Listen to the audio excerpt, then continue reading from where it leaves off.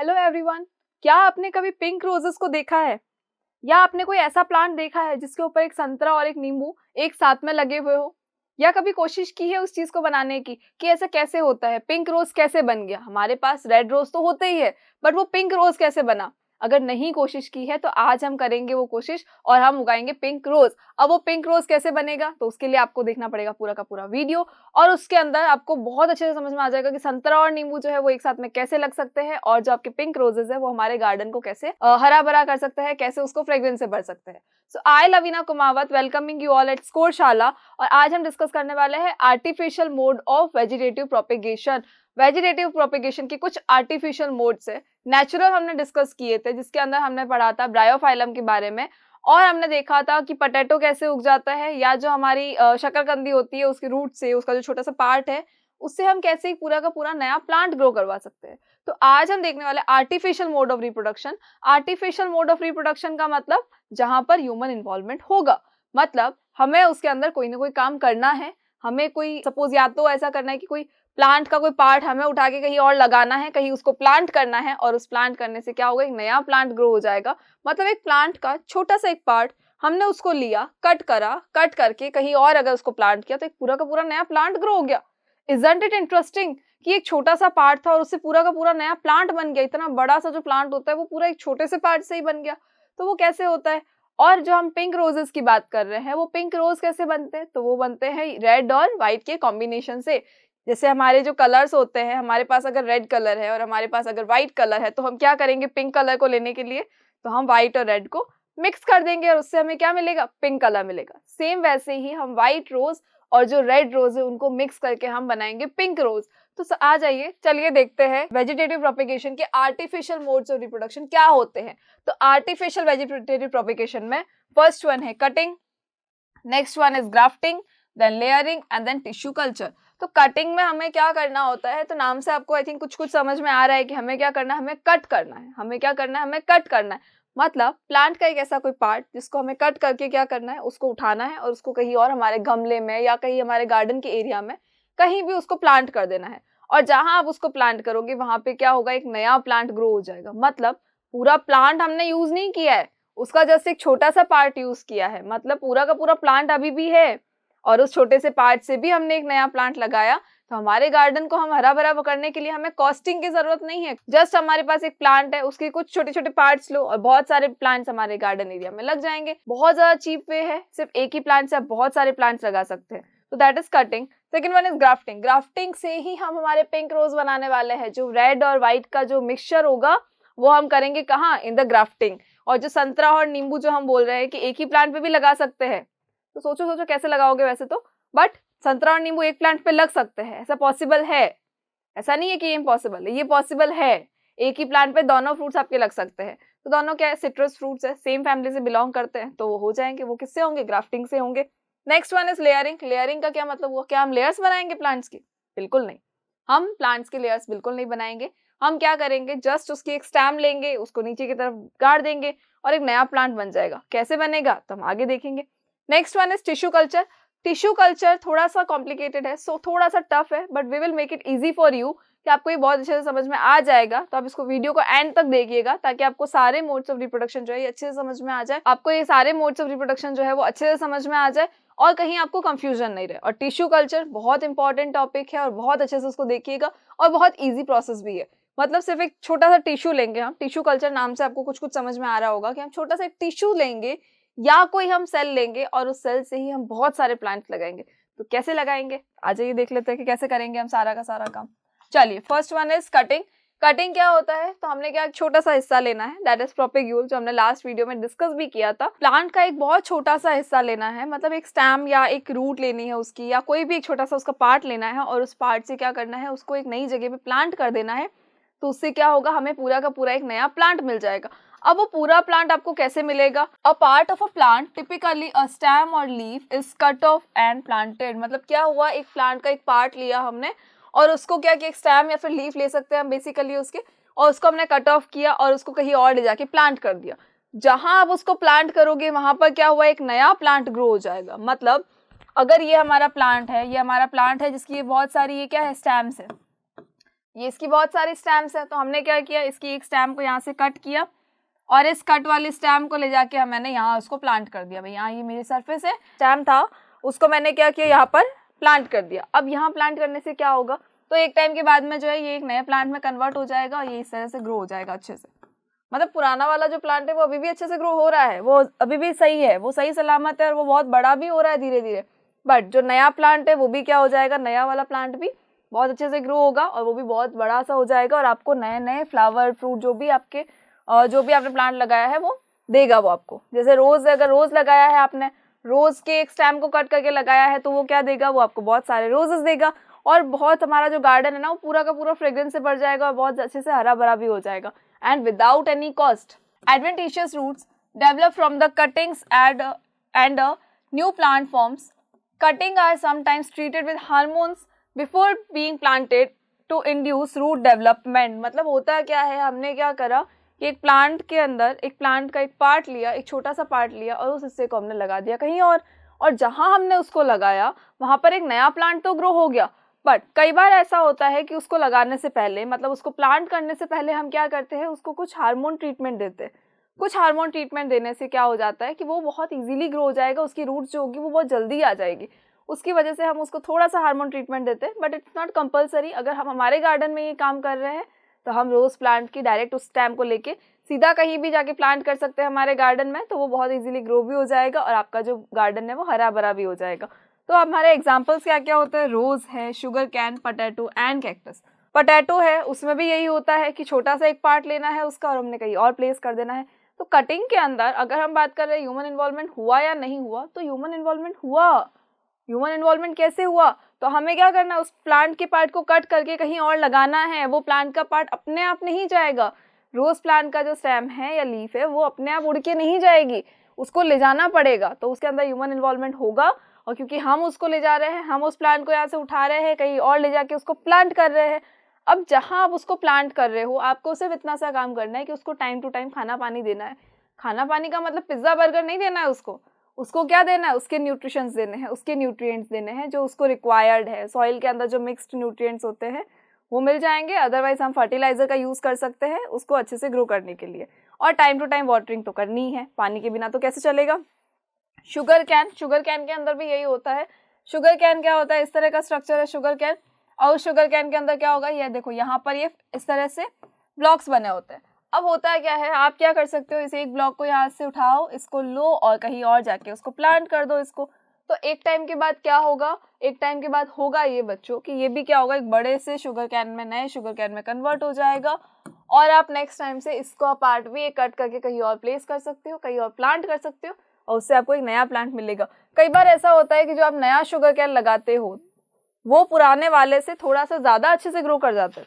ये हो सकता है कि जो पेरेंट शुगर कैन था वो थोड़ा सा कम ग्रो हो रहा है और जो डॉटर शुगर कैन है, जो नया हमने शुगर कैन लगाया था, वो बहुत अच्छे से ग्रो कर गया और वो उससे भी ज़्यादा लंबा हो गया। इट इज़ पॉसिबल, ये भी पॉसिबल है और ये रोज़ प्लांट में भी पॉसिबल है। मतलब रोज़ प्लांट जो हमने लिया था पहले, जो हमने जिसकी स्टेम हमने कट की थी, वो प्लांट तो ग्रो हो ही रहा है, बट ये हो सकता है, ये पॉसिबल है कि उसकी जो स्टेम से जो नया प्लांट हमने जो लगाया था वो प्लांट उससे भी ज़्यादा अच्छे से ग्रो हो जाए और वो जो प्लांट है वो हमें उससे ज़्यादा फ्लावर्स दे सके। So it is possible. और कटिंग बहुत इजी मेथड है। जस्ट आपको क्या करना है, एक प्लांट लेना है, उसका एक पार्ट कट करना है और उसको कहीं और जाके प्लांट कर देना है। जहाँ आप उसको प्लेस करोगे, जहाँ आप उसको ज़मीन के अंदर गाड़ने वाले हो, वहाँ से क्या होगा, एक नया का नया पूरा का पूरा प्लांट ग्रो हो जाएगा। एक छोटे से पार्ट से ही पूरा का पूरा एक नया प्लांट ग्रो हो गया। So that is cutting. तो ये एक पिक्चर एक बार देखिए आप, ये भी क्या है, कटिंग की पिक्चर है। क्या करा हमने, जस्ट ये एक प्लांट है, ये हमारा प्लांट है। इस प्लांट पे क्या हुआ, इस प्लांट का ये छोटा सा पार्ट था, यहाँ से हमने इसको कट कर दिया, राइट। इसकी एक स्टेम थी, उसको हमने यहाँ से कट कर दिया और ये वाली स्टेम जो कटेड स्टेम है उसको ले जाके हमने प्लांट कर दिया हमारे गमले में। हमारे घर के अंदर जो गमले थे उसके अंदर हमने इसको ले जाके प्लांट कर दिया है। वहाँ क्या होगा, एक नया प्लांट फिर से ग्रो हो जाएगा और जैसा ये प्लांट है सेम वैसा का वैसा वो प्लांट भी ग्रो हो जाएगा, but they will be identical. मतलब अगर आप रोज प्लांट लगा रहे हो तो आपको रोज प्लांट ही मिलेगा उससे। ऐसा नहीं कि कोई और प्लांट मिलने वाला है या उसके अंदर कुछ चेंजेस होने वाला है, बिल्कुल नहीं। उनकी जो लीव्स होगी वो भी सेम होगी और उनके जो फ्लावर्स होंगे वो भी बिल्कुल सेम होंगे। हाँ, ये पॉसिबल है कि एक फ्लावर जो है थोड़ा सा कम खिले और दूसरा वाला फ्लावर थोड़ा खिल के बहुत बड़ा सा हो जाए, ये पॉसिबल है, but they will be identical. वो बिल्कुल अपने पेरेंट के सिमिलर होंगे, बिकॉज हमने क्या किया, ओनली वन प्लांट लिया है, कोई मेल फीमेल वाला पार्ट नहीं लिया। जस्ट ये प्लांट था, इसका यही पार्ट हमने कट किया और इसी को हमने वहां ले जाके ग्रो कर दिया। और जब इसी का पार्ट अगर वहां ले जाके हमने ग्रो किया है तो डेफिनेटली फिर हमें एक सेम प्लांट मिलेगा इसके जैसा ही। तो हमें उस सेम प्लांट लाने के लिए पैसे खर्च करने की ज़रूरत नहीं है। हमें अगर हमारे पास अगर एक रोज़ प्लांट है तो हमें उससे पैसे खर्च करने की ज़रूरत नहीं है बहुत सारे रोज़ प्लांट लाने के लिए। जस्ट उसकी एक स्टेम को कट करना है, कहीं और प्लांट कर देना है, फिर एक और स्टेम को कट करना है, फिर कहीं और प्लांट कर देना है। तो इससे करके हमारे पास बहुत सारे रोज़ प्लांट्स हो जाएंगे, हमारा गार्डन जो है बहुत अच्छे से फ्रेग्रेंस से भर जाएगा। Next one is grafting. What is grafting? Grafting is an artificial method of asexual reproduction used to produce plants combining favorable stem characteristics with favorable root characteristics। मतलब हमें क्या करना है, it is an artificial method of reproduction, artificial method of asexual reproduction और vegetative propagation, जिसके अंदर होता क्या है, तो हमें क्या करना है, रूट कैरेक्टरिस्टिक्स और स्टेम कैरेक्टरिस्टिक्स जो है उनको कंबाइन करना है। मतलब अगर मुझे किसी एक प्लांट का रूट कैरेक्टरिस्टिक्स अच्छा लगा और किसी अदर प्लांट का अगर कोई स्टेम का कोई कैरेक्टर अच्छा लगा, तो मुझे क्या करना पड़ेगा, दोनों प्लांट के कैरेक्टर्स अगर मुझे एक ही प्लांट के अंदर चाहिए तो मैं क्या करूंगी, उससे इस प्लांट का रूट लूंगी, उस प्लांट का जिसका स्टेम अच्छा लगा था उसका स्टेम का पार्ट लूंगी और दोनों को मैं कर दूंगी ग्राफ्ट। ग्राफ्ट का मतलब मैं दोनों को चिपका दूंगी। अब चिपकाऊंगी कैसे मैं उनको, तो चलिए देखते हैं कैसे चिपकाएंगे हम उसको। चिपकाना ऐसे फेविकॉल से नहीं चिपकाना है उसको क्या करना है, बहुत बराबर से उसको कट करना है दोनों के पार्ट को एंड देन उसको वहां प्लेस करना है। मतलब अगर मुझे सपोज मुझे पिंक फ्लावर चाहिए, पिंक रोज चाहिए मुझे, और मेरे पास रेड रोज का प्लांट भी है और मेरे पास में व्हाइट रोज का प्लांट भी है, तो मैं पिंक रोज का प्लांट खरीदने की जगह मैं ये सोच रही हूँ कि मैं उन दोनों को ग्राफ्ट कर देती हूँ और उससे मुझे नया प्लांट मिल जाएगा, that will be of pink roses.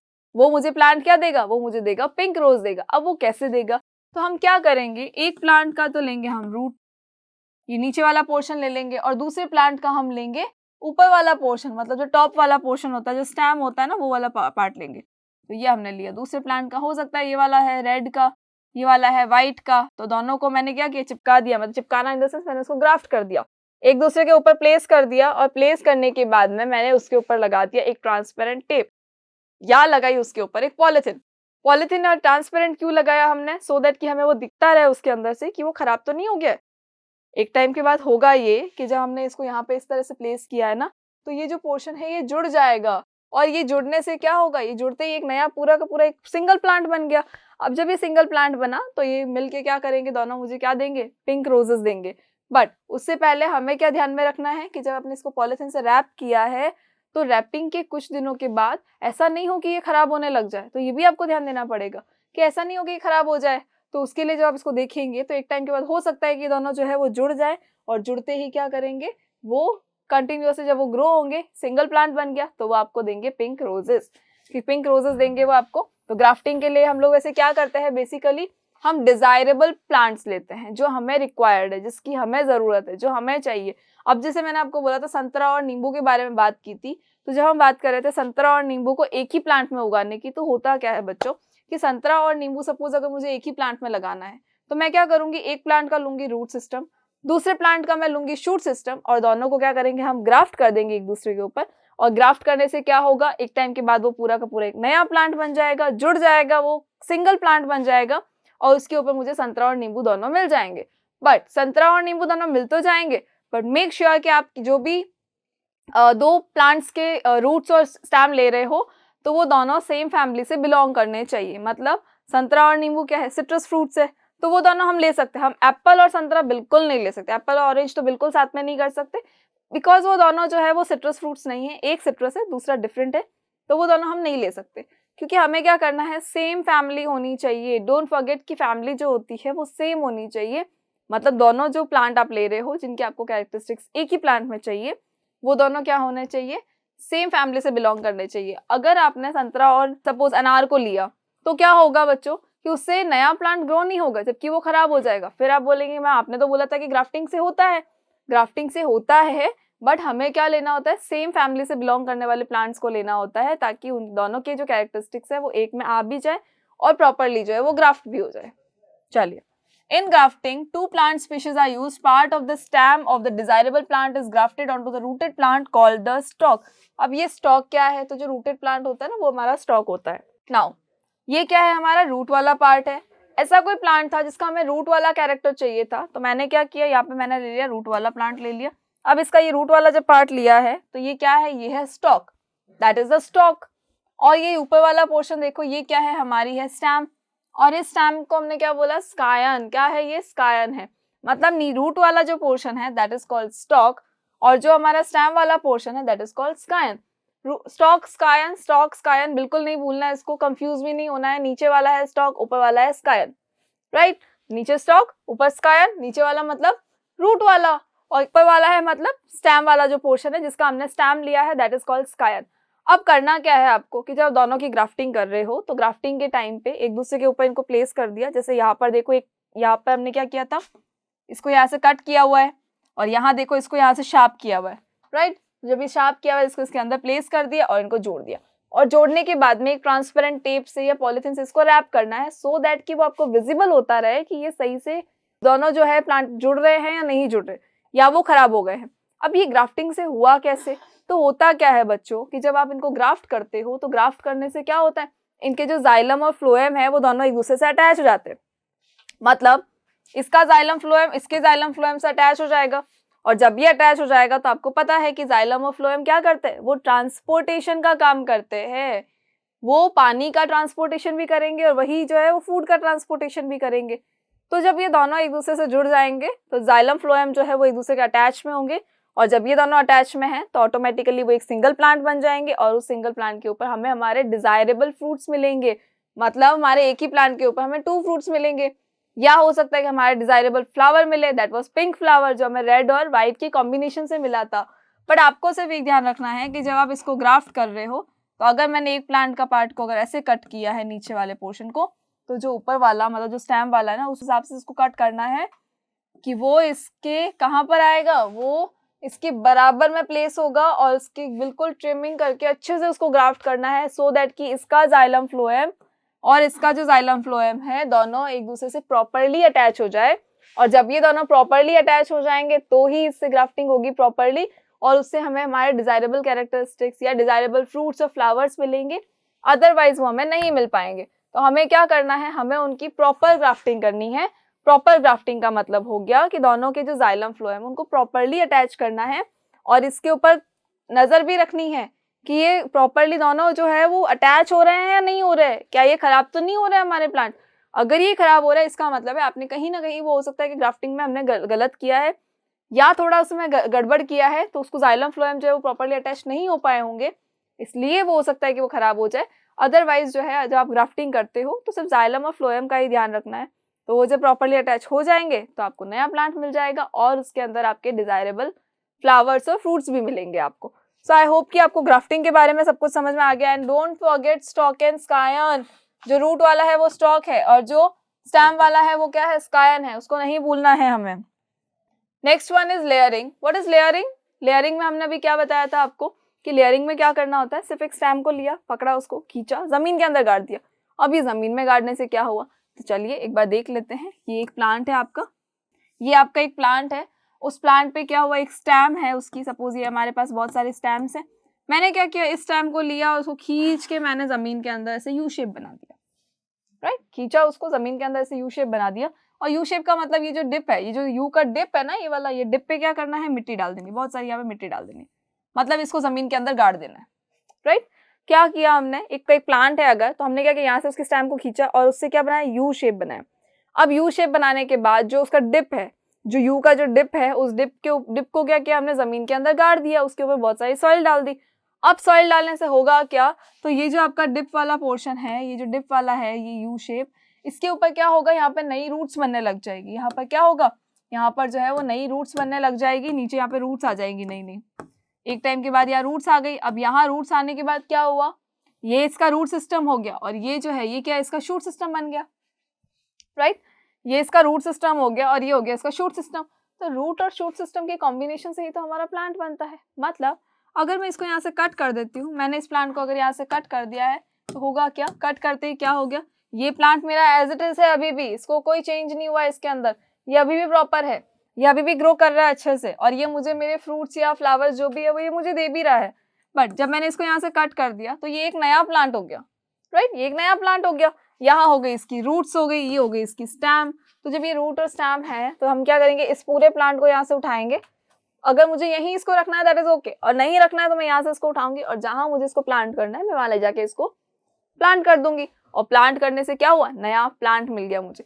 हमने क्या किया, कोई बीज की रिक्वायरमेंट नहीं थी, कोई मेल फीमेल की रिक्वायरमेंट नहीं थी, जस्ट हमने क्या किया, ये प्लांट है, इस प्लांट का ये एक स्टेम लिया, स्टेम को खींच के यहाँ यू शेप बनाया, और इस यू शेप के अंदर यहाँ पे क्या हुआ, यू शेप के अंदर देखो हुआ क्या, वापस एक बार देख लीजिए। जब हमने ये यू शेप बनाया था इसके अंदर, तो उस यू शेप पे, उस यू शेप का जो डिप था, उस डिप को मैंने क्या किया, जमीन के अंदर गाड़ दिया।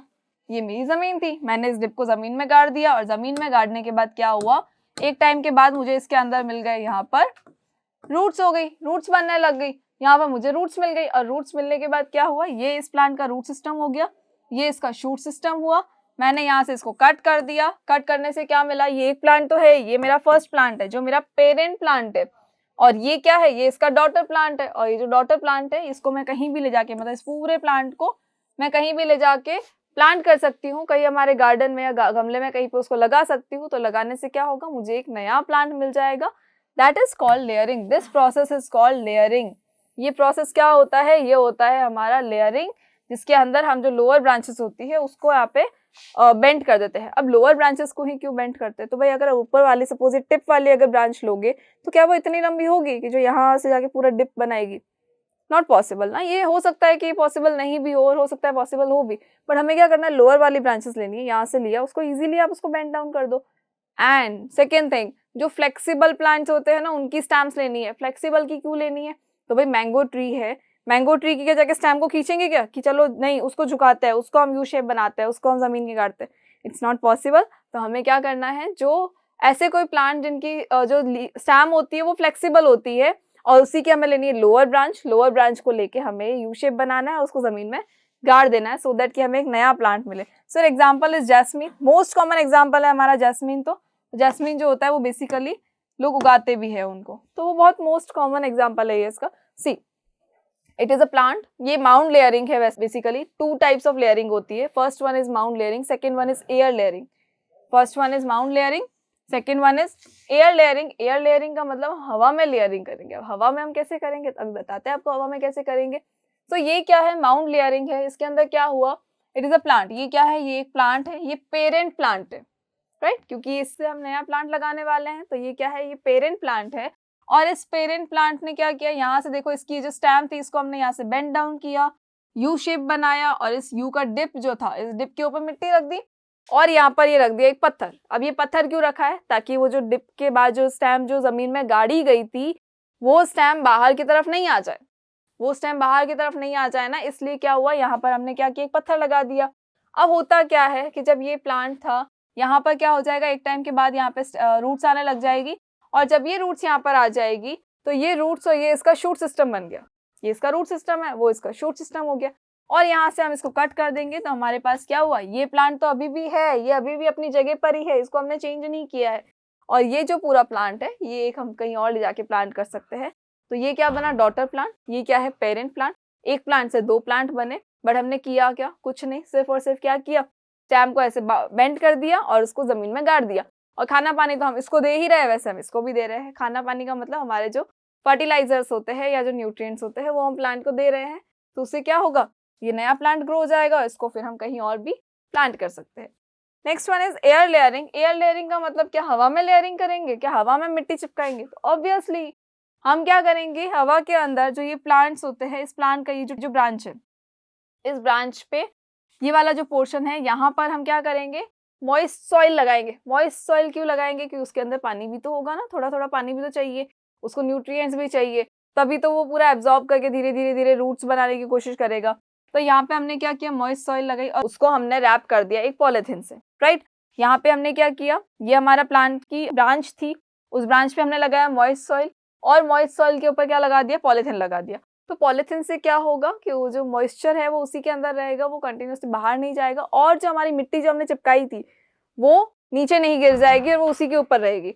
तो होगा क्या कि एक टाइम के बाद में जब यहाँ पर ये मॉइस्ट सॉइल है, उसको सारा खाना पानी सब कुछ उसको मिल रहा है उसके अंदर, तो यहाँ पर ना रूट्स बनने लगेगी, यहाँ पर रूट्स बनेगी। तो जब ये रूट्स अगर यहाँ बनने लग गई तो हम क्या करेंगे, इस ब्रांच को यहाँ से कट कर देंगे, और यहाँ से कट करके हम उसको कहीं और प्लांट कर देंगे। मतलब जो नया प्लांट है उसका रूट सिस्टम ये हो गया, और ये हो गया इसका शूट सिस्टम। तो रूट सिस्टम और शूट सिस्टम जब दोनों मिल गए तो एक नया प्लांट ग्रो हो गया। मतलब पुराना प्लांट ये तो है, ये हमारा पेरेंट प्लांट है, और ये क्या है, हमारा डॉटर प्लांट। तो डॉटर प्लांट को हम कहीं पर भी हम प्लेस कर सकते हैं, कहीं पर भी हम प्लांट कर सकते हैं, और जहां हम उसको प्लांट करेंगे वहां से एक नया प्लांट ग्रो हो जाएगा। तो that is called layering. I hope आपको लेयरिंग बहुत अच्छे से समझ में आ गई होगी। इट्स वेरी इजी प्रोसेस, बहुत इजी प्रोसेस है कि हमने जस्ट स्टेम को लेना है और खींच के यू शेप बना देना है, ऑटोमेटिकली वहां पर रूट्स बनने लग जाएंगी। देन उसको आप कट कर दो वहां से, और उस प्लांट को कहीं और प्लेस कर सकते हैं। चलिए, next one is tissue culture. थोड़ा सा टिपिकल है, बट आपको इसको बहुत ध्यान से देखना है, और बहुत अच्छा प्रोसेस है ये, और बहुत ज्यादा बेनिफिशियल वाला प्रोसेस, क्योंकि इससे क्या होता है, हमें प्लांट को कोई नुकसान नहीं पहुंचाना है, कोई पार्ट नहीं लेना है प्लांट का, ओनली सम टिश्यूज लेने हैं या कुछ सेल्स लेने हैं, और उससे हम बहुत सारे प्लांट्स ग्रो करवाएंगे। जब उससे बहुत सारे प्लांट्स ग्रो होंगे तो हमारे लिए बेनिफिट ही है ना, कि जरा सा टिश्यू से हमने बहुत सारे प्लांट ग्रो करवा दिए। चलिए, तो टिश्यू कल्चर में होता क्या है बेसिकली, कि आप क्या करते हो, एक प्लांट के लेते हो कुछ सेल्स या उसके टिश्यूज लेते हैं, मतलब प्लांट के छोटे छोटे पार्ट्स ले लिए आपने, और उन प्लांट्स को हम क्या करते हैं, हमारे घर में नहीं रखते हम उनको बेचते हैं लेबोरेटरी में। भाई एक इतने से प्लांट से अगर हमें बहुत सारे प्लांट्स लगाने हैं तो ये पॉसिबल नहीं है कि हमारे घर में ऐसा हो जाए या हमारे खेतों में ऐसा हो जाए।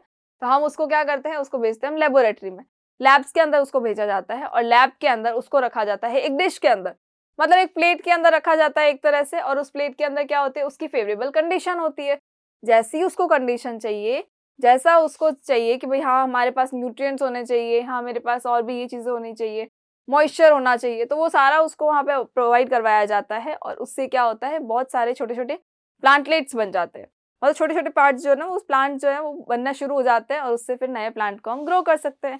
सो what is tissue culture? Micro propagation is the artificial process of producing plants vegetatively through tissue culture और cell culture technique. Cell culture और टिश्यू कल्चर टेक्निक मतलब सेल्स और टिश्यू से ही हम क्या करेंगे, माइक्रो प्रोपेगेशन करेंगे, और उससे हम नए प्लांट्स को ग्रो करवाएंगे, और एक छोटे से सेल से बहुत सारे प्लांट्स को ग्रो करवाएंगे। In this artificial process of propagation, plants are produced in vitro by asexual means of reproduction or by vegetative propagation. What is in vitro? In vitro का मतलब क्या होता है? In vitro का क्या मतलब हुआ? इन विट्रो का मतलब होता है कि प्लांट जो है वो हमारे मतलब उस प्लांट बॉडी के अंदर से नया प्लांट नहीं ग्रो होगा, वो क्या होगा, बाहर साइड में होगा, मतलब बॉडी से आउटर साइड में कहीं पे ग्रो हो रहा है। मतलब हम क्या कर रहे हैं, टिश्यूज को हमने सेपरेट कर दिया, और जब हमने टिश्यूज को सेपरेट किया तो वो एक प्लांट से अलग हो गया, और प्लांट से अलग होने के बाद अगर नया प्लांट ग्रो होगा, इसका मतलब है वो इन विट्रो है, राइट।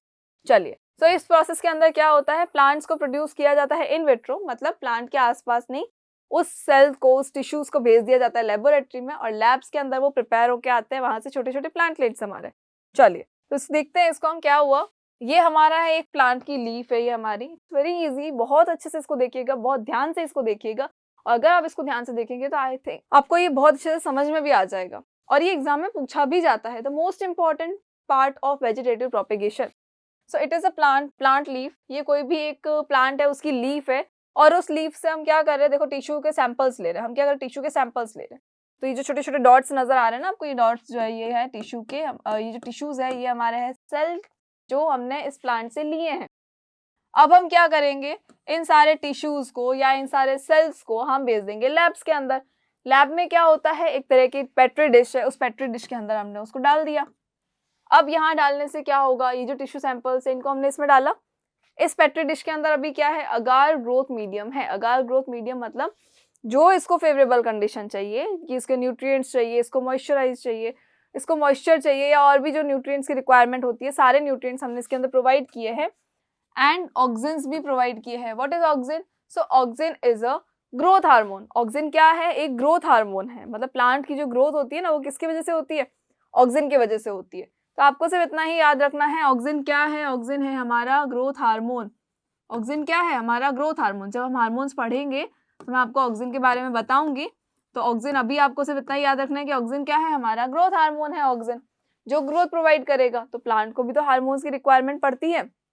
चलिए, तो जब हमने सारे सेल्स को इस पेट्री डिश में डाला तो इसके अंदर क्या था, अगार ग्रोथ मीडियम था, ऑक्सीजन था, सारे न्यूट्रिएंट्स भी थे और मॉइस्चर भी था। अब एक टाइम के बाद क्या होगा, धीरे धीरे जो है ये एक प्लांटलेट्स में कन्वर्ट होने लग जाएंगे। ये जो छोटे छोटे आपको ग्रीन कलर के डॉट लाइक स्ट्रक्चर्स दिख रहे हैं, ये क्या है, ये छोटे छोटे प्लांटलेट्स है जो इस पेट्री डिश के अंदर जो है बनना शुरू हो गए हैं। अब क्या होगा, इन प्लांटलेट्स को हम उठा के कहीं और प्लांट कर सकते हैं, हमारे गार्डन एरिया में, हमारे खेतों में या हमारे गमलों में। तो उससे क्या होगा, नए नए प्लांट्स बन जाएंगे। कि लिया क्या हमने, ओनली कुछ सेल्स लिए, ज़्यादा कुछ नहीं लिए, सिर्फ और सिर्फ सेल्स लिए। कुछ सेल्स लेने के बाद में हमने उसको भेजा लैब्स के अंदर। लेबोरेटरी में क्या हुआ, तो लेबोरेटरी में ये हुआ कि वहाँ उसको रखा गया एक पेट्री डिश के अंदर। एक पेट्री डिश के अंदर सारे सेल्स को रखा गया और उसको रखने के बाद में एक टाइम के बाद क्या हुआ, देखो धीरे धीरे ये छोटे छोटे प्लांटलेट्स में कन्वर्ट हो गए। छोटे छोटे प्लांटलेट्स जो थे वो बनना शुरू हो गए, सैंपल्स जो थे वो प्लांटलेट्स में कन्वर्ट हो गए। और ये जो प्लांटलेट्स है उसके बाद हम उनको प्लांट कर देंगे कंपोस्ट में। कंपोस्ट का मतलब कहीं सॉइल वगैरह में जहाँ पर हमारे पास फर्टिलाइजर्स वगैरह, मेन्योर और जो है ये सब प्रोवाइडेड है वहाँ पे, वहाँ हम उनको दे रहे हैं टाइम टू टाइम, और उनको फिर हम खाना पानी भी देना शुरू कर देंगे। चलिए, तो ये हमारे क्या हो जाएंगे, जहाँ हम इनको प्लांट करेंगे वहाँ से देखो ये प्लांटलेट्स जो है ये बड़े बड़े प्लांट्स में कन्वर्ट होना स्टार्ट हो जाएंगे।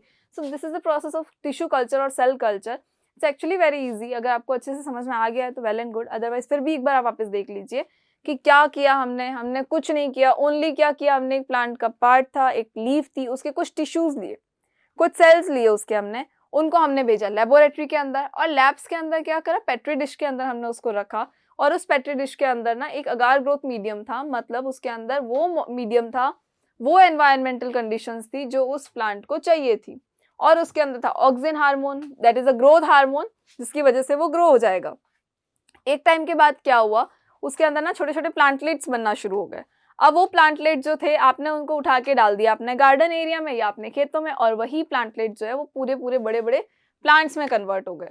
तो हमने क्या किया, कुछ नहीं, सिर्फ सेल लिए, सेल से हमने बहुत सारे प्लांट्स बना लिए। तो इट्स वेरी इजी भी है और कॉस्टिंग भी कम होती है इससे। कॉस्ट कम कैसे हो गई, तो हमारे कॉस्ट ऑब्वियसली कम हो गई। प्लांट का हमने ज़्यादा कोई पार्ट लिया नहीं, छोटा सा पार्ट लिया, बहुत सारे प्लांट्स ग्रो करवाए एक ही टाइम पे, एक प्लांट नहीं बहुत सारे प्लांट्स ग्रो करवाए।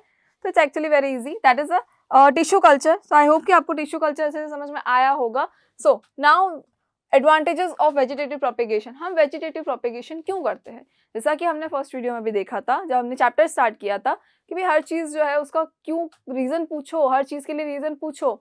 तो हम वेजिटेटिव प्रोपेगेशन क्यों करते हैं, तो अगर एक बार इन सबको डेफिनेशंस को, इनको सब थ्योरी को अगर एक बार छोड़ के साइड में फिर बात की जाए, तो जितने भी हमने वेजिटेटिव प्रोपेगेशन के टाइप्स पढ़े, सबके अंदर आपको नहीं लगा कि उसके अंदर कॉस्ट नहीं आ रही हमारी, हमने कहीं पर भी पैसा खर्च नहीं किया, बट स्टिल हमारे जो प्लांट है वो मल्टीप्लाई हो रहे हैं, हमारे प्लांट जो है वो बढ़ भी रहे हैं, राइट। तो सबसे पहले तो ये कि बहुत चीप होता है, ये टाइम बहुत कम लगता है इसके अंदर। टाइम कम क्यों लगा, क्योंकि वेजिटेटिव प्रोपेगेशन के अंदर मेल फीमेल वाला कोई सिस्टम नहीं था, कहीं पे कुछ मिक्स नहीं होना था।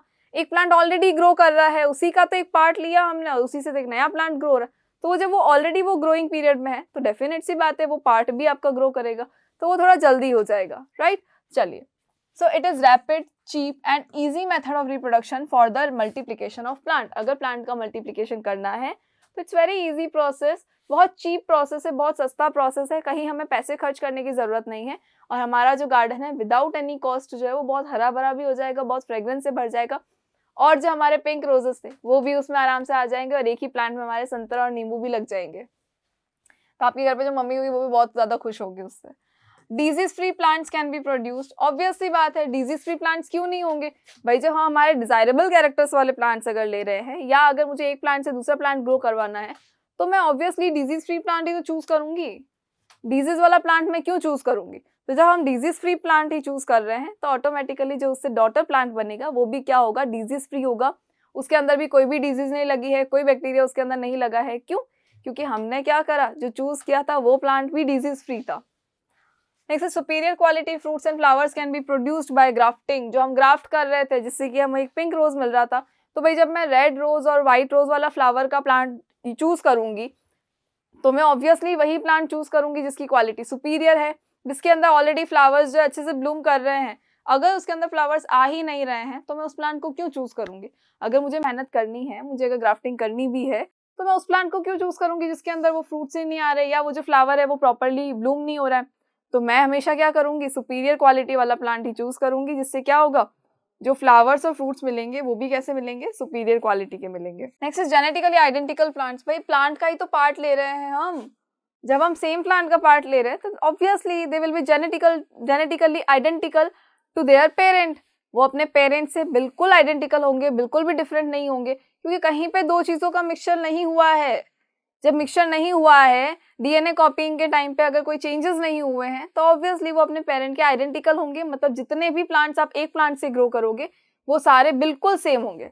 अगर एक रोज प्लांट से आप बहुत सारे रोज प्लांट्स उगा रहे हो तो वो बिल्कुल सेम होंगे, वो बिल्कुल आइडेंटिकल होंगे अपने पेरेंट प्लांट के। Plants raised bye vegetative propagation can bear flowers and fruits more than those produced from seeds. अब वो जो प्लांट जो हम लोग सीड से प्रोड्यूस करते हैं और एक वो प्लांट जो कि हम हमारे ऐसे वेजिटेटिव प्रोपेगेशन से प्रोड्यूस कर रहे हैं, दोनों के अंदर डिफरेंस अगर हम चेक करें तो जो हमारे वेजिटेटिव प्रोपेगेशन से जो हमने प्लांट्स उगाए हैं उसके अंदर फ्लावर्स और फ्रूट जो होगी उनकी क्वांटिटी ज्यादा होगी as compare to the plant जो हमने सीड से ग्रो करवाए हैं। मतलब एक गार्डन में लगा दो, सीड्स लगा दो और उससे प्लांट्स ग्रो करवाओ। एक गार्डन में करो जहाँ वेजिटेटिव प्रोपेगेशन से आपके सारे प्लांट्स जो है वो नए नए प्लांट्स लग रहे हैं, और उसको अगर कंपेयर करेंगे तो कंपेरेटिवली जो हमने सीड से उगाया था उस सीड वाले में फ्लावर्स और फ्रूट जो होंगे वो कम लगेंगे, और जो हम वेजिटेटिव प्रोपेगेशन से जिस गार्डन के अंदर, जिस फील्ड के अंदर हमने प्लांट्स लगाए थे, उसके जो फ्लावर्स और फ्रूट्स है वो एज कंपेयर टू दैम ज्यादा होंगे उसके अंदर।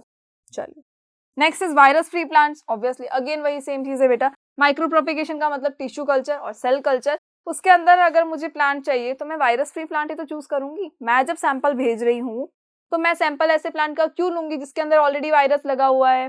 बिल्कुल नहीं लेंगे हम उसको। तो जब हम उसको नहीं ले रहे हैं तो हमें जो प्लांट नए मिलेंगे वो भी तो वायरस फ्री मिलेंगे, क्योंकि मैंने जो प्लांट चूज किया वो वायरस फ्री था। लैब्स के अंदर कहीं वायरस आया नहीं होगा, तो जो प्लांट्स मिलेंगे नए मुझे वो भी तो वायरस फ्री होंगे, राइट।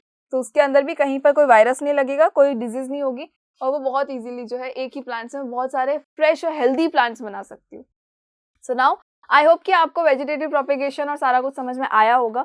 और सेक्सुअल मोड ऑफ रिप्रोडक्शन भी आज हमारा यहाँ पे खत्म होता है, और आई होप कि आपको सारे पार्ट्स इसके समझ में आ गए होंगे। सो हम जस्ट एक क्विक रिविजन ले लेते हैं सारे पार्ट्स का। तो असेक्सुअल रिप्रोडक्शन के पार्ट्स में फर्स्ट देखो, that is fission. First one was fission. What is it? कि फिजन में हम क्या करते हैं, पेरेंट ऑर्गेनिज्म जो होता है वो स्प्लिट होता है और वो डिवाइड होता है। पेरेंट ऑर्गेनिज्म स्प्लिट हो रहा है और क्या हो रहा है, वो डिवाइड हो रहा है अपने डॉटर सेल्स के अंदर। तो जो फिजन होता है it is of two types. First one is binary fission, second one is multiple fission. Binary fission का मतलब अमीबा को तो बिल्कुल नहीं भूल सकते हम हर चीज में सबसे पहले अमीबा को ही लेते हैं। तो अमीबा को जब नहीं भूलेंगे तो बाइनरी फिजन के अंदर क्या होता है, तो वन सेल से बनते हैं two cells, two daughter cells बनती है। और मल्टीपल फिजन का मतलब क्या हुआ, प्लाज्मोडियम, जिसके अंदर बहुत सारी सेल्स बनती है। तो मल्टीपल फिजन का मतलब क्या होगा कि एक सेल से बनेगी बहुत सारी सेल्स, सिर्फ एक सेल से बन जाएंगी बहुत सारी सेल्स, और वो बहुत सारी डॉटर सेल्स जो होती है वो फिर कंटिन्यूअसली मल्टीप्लाई हो के बहुत सारे सेल्स बनाएंगी। दैट मीन्स अगर वन सेल से बनते हैं two cells, that means it is binary fission. और अगर वन सेल से बनते हैं बहुत सारे cells, multiple cells, that means it is multiple fission. Next one is fragmentation. Fragmentation का मतलब स्पाइरोगायरा, जिसके अंदर स्पाइरल शेप में न्यूक्लियस होता है। एक ही स्पाइरोगायरा है, वही स्पाइरोगायरा से क्या होगा, बहुत सारे स्पाइरोगायरास हम बना सकते हैं। क्यों बना सकते हैं? बिकॉज वो एक स्पाइरोगायरा जो है जब उसको फ्रेगमेंट्स में डिवाइड कर देंगे तो जो फ्रेगमेंट्स है हर एक फ्रेगमेंट से एक नया स्पाइरोगायरा बनेगा, that is called the fragmentation. Next is regeneration. Single segment of an organism can give rise to new individuals. मतलब जो एक कोई भी ऑर्गेनिज्म है उसका एक सिंगल सेगमेंट, सेगमेंट का मतलब प्लेनेरिया को बिल्कुल नहीं भूल सकते हम, जिसके आई स्पॉट्स है, आईज नहीं थी, वो सिर्फ लोगों को बेवकूफ बनाने का काम करता है कि उसके पास आईज है। प्लेनेरिया के पास आईज नहीं होती है, उसके जस्ट आई स्पॉट्स होते हैं। तो हमने प्लेनेरिया के अंदर क्या देखा था, it is the structure of planaria. Planaria में हमने क्या देखा था कि वो क्या हो रहा है, जब हम उसको यहाँ से कट कर देते, सपोज अगर मैंने यहाँ से इसको कट कर दिया और मैंने इसका एक सेगमेंट ले लिया, तो ये जो सेगमेंट है फर्स्ट, जो टॉप वाला सेगमेंट है, ये इसकी आईज भी बनाओ, आई स्पॉट्स भी।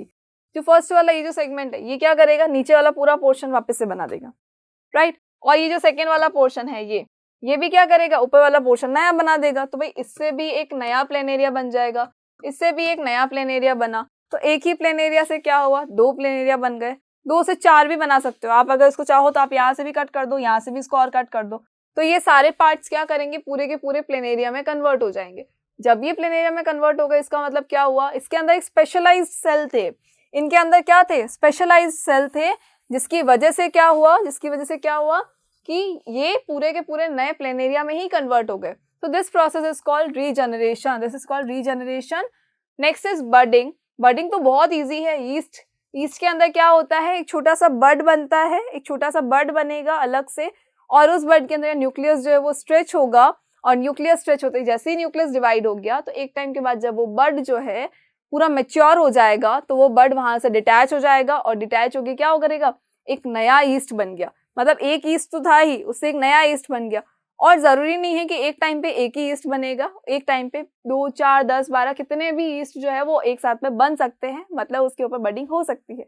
हाइड्रा की भी बडिंग हमने देखी थी, इसके अंदर एक छोटा सा पार्ट बना था, साइड के अंदर एक छोटा सा बड निकल रहा था, फिर जब वो मैच्योर हो रहा था तो मैच्योर होकर वो डिटैच हो गया, और डिटैच होते ही फिर से एक नया हाइड्रा में कन्वर्ट हो गया। That is called budding. Next is vegetative propagation. Vegetative propagation जो हमने अभी अभी कंप्लीट किया है, व्हाट इज इट, कि एक पेरेंट प्लांट से हम एक नया प्लांट ग्रो करवाते हैं। But there are 2 types of vegetative propagation. First one is natural, second one is artificial. Natural का मतलब क्या हुआ, जिसके अंदर ह्यूमन इन्वॉल्वमेंट बिल्कुल नहीं होता है, वो अपने आप ही ग्रो करते हैं। और आर्टिफिशियल का मतलब क्या हुआ, जिसके अंदर ह्यूमन इन्वॉल्वमेंट होता है, मतलब वहां पर हम थोड़ा सा काम करते हैं और उस प्लांट को फिर खाना पानी सब कुछ देते हैं, तब जाके वो नए प्लांट में कन्वर्ट होता है।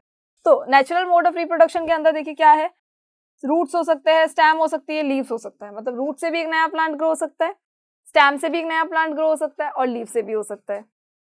आर्टिफिशियल मेथड्स में क्या होगा, तो आर्टिफिशियल के अंदर फर्स्ट वन इज कटिंग। मतलब रोज प्लांट को याद करो, क्या किया है हमने, रोज प्लांट के अंदर हमने क्या किया, उस प्लांट का एक स्टेम लिया, एक छोटा सा पार्ट लिया, प्रोपेग्यूल, जिसको हमने उठा के कहीं और लगाया, कहीं और प्लांट करने से एक नया प्लांट बन गया। ग्राफ्टिंग, जिससे हमें मिला था pink rose, the combination of red and white roses का जो प्लांट का कॉम्बिनेशन था, जो नीचे वाला पोर्शन स्टॉक, ऊपर वाला पोर्शन स्कायन, दोनों को ज्वाइन करने से क्या बना था, एक पिंक रोज मिला था हमें, दैट इज ग्राफ्टिंग। लेयरिंग, जिसमें हमने यू शेप को याद रखना है, यू शेप को याद रखना है। लेयरिंग में क्या हुआ, स्टेम को लिया, यू शेप बनाया, सॉइल से उसको ढक दिया, और एक टाइम के बाद उसके अंदर रूट्स आ गई, और वहां से कट करके नया प्लांट हो गया। एक प्लांट ऑलरेडी लगा हुआ है, दूसरा प्लांट नया प्लांट हो गया। Next one is tissue culture. What is tissue culture, tissues लेने हैं, ओनली कुछ टिश्यूज लेने हैं, और उन प्लांट बहुत सारे नए प्लांट ग्रो करवाने हैं। तो टिश्यूज को घर पे नहीं रखना है, उनको भेजना है लैब्स के अंदर, एक डिश के अंदर वो रखेंगे, पेट्री डिश में उसको रखेंगे, जहाँ उसको पूरा का पूरा सूटेबल एनवायरनमेंट कंडीशन उसको मिल रही है। और जैसे ही वो सारे के सारे जो सेल्स थे धीरे धीरे क्या हो जाएगा, प्लांटलेट्स में कन्वर्ट होंगे, और वही प्लांटलेट्स को हम प्लांट करके एक नए बहुत सारे प्लांट्स बना सकते हैं। The last one is spore formation. What is spore formation, तो हमारी जो ब्रेड है, जो हमारी ब्रेड जो खराब हो जाती है रोज रोज, वो क्यों होती है, तो वो होती है स्पोर फॉर्मेशन से। बिकॉज क्या होता है, स्पोरेंजियोफोर बनता है, स्पोरेंजियोफोर क्या होता है, स्पोरेंजियम, उसके ऊपर जो स्पोरेंजियम है it is ball like structure, उसके अंदर क्या है, बहुत सारे स्पोर्स है। एक टाइम के बाद वो क्या होगा, वो फटेगा, जब वो बर्स्ट हो जाएगा, क्योंकि उसके ऊपर लोड ज्यादा पड़ेगा, तो जब बर्स्ट होगा तो सारे स्पोर्स जो है वो नीचे की तरफ गिर जाएंगे, और जहां जहां सारे स्पोर्स गिरेंगे वहां से क्या होगा, एक नया स्पोरेंजियोफोर बनेगा, और सेम प्रोसेस फिर से स्टार्ट हो जाएगा। सो आई होप कि आपको सारे के सारे असेक्सुअल मोड ऑफ रिप्रोडक्शन समझ में आए होंगे। So in the next video we will deal about sexual reproduction. अब सेक्सुअल रिप्रोडक्शन में भी ना प्लांट्स का अलग है, ह्यूमन का अलग है, बिकॉज हम दोनों का स्ट्रक्चर अलग अलग है, तो दोनों के अंदर कहानियां भी अलग अलग होंगी, दोनों का मोड ऑफ रिप्रोडक्शन भी थोड़ा सा डिफरेंट होगा। सो तब तक के लिए आप इस वीडियो को अच्छे से देखिए, and thank you so much.